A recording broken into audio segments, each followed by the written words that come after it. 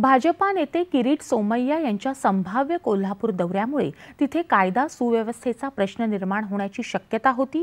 हे लक्षात घेऊनच कोल्हापूरच्या जिल्हाधिकाऱ्यांनी त्यांना बंदी घालणारा आदेश जारी केला अशी माहिती गृहमंत्री दिलीप वळसे पाटील यांनी दिली आहे। या आदेशाची अंमलबजावणी करण्याचं काम पोलिसांचं होतं। त्यानुसार पोलिसांनी त्यांना नोटीस पाठवली। मात्र त्यानंतरही सोमय्या कोल्हापूरला जाण्याबाबत आग्रही असल्यामुळे कराडला त्यांना थांबवण्यात आलं। त्यांना कुठेही अटक करण्यात आलेली नाही किंवा ताब्यातही घेतलेलं नाही असंही त्यांनी प्रसार माध्यमांशी बोलताना स्पष्ट केलं।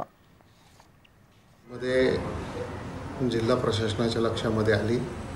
त्यांनी गृह विभागाला कळवलं आणि गृह विभागाला कळवल्याच्या नंतर जर दोन्ही पक्ष समोरासमोर आले तर कदाचित जास्त तिथे संघर्ष होऊ शकतो आणि म्हणून याच्यामध्ये काहीतरी प्रोहिबिटिव्ह कारवाई करायला पाहिजे अशा प्रकारे त्यांनी सुचवलं आणि तशा प्रकारची नोटीससुद्धा जिल्हाधिकारी कोल्हापूर यांनी काढली। त्याबाबतची अंमलबजावणी करण्याची जबाबदारी ही पोलिसांच्यावर होती। पोलिसांनी त्याच्या संदर्भामध्ये जी काही नोटीस आहे ते नोटीस किरीट सोमय्या यांना दिली आणि त्याच्यानंतर नोटीस दिल्यानंतर सुद्धा त्यांनी ज्यावेळेला आग्रह जायचा धरला त्यावेळेला पोलिसांनी नियमाप्रमाणे कोल्हापूर जिल्ह्याच्या हद्दीवर त्यांना आज सकाळी त्यांची पत्रकार परिषद झाल्यानंतर त्यांना मुंबईला जाऊ देण्यात आलेलं आहे।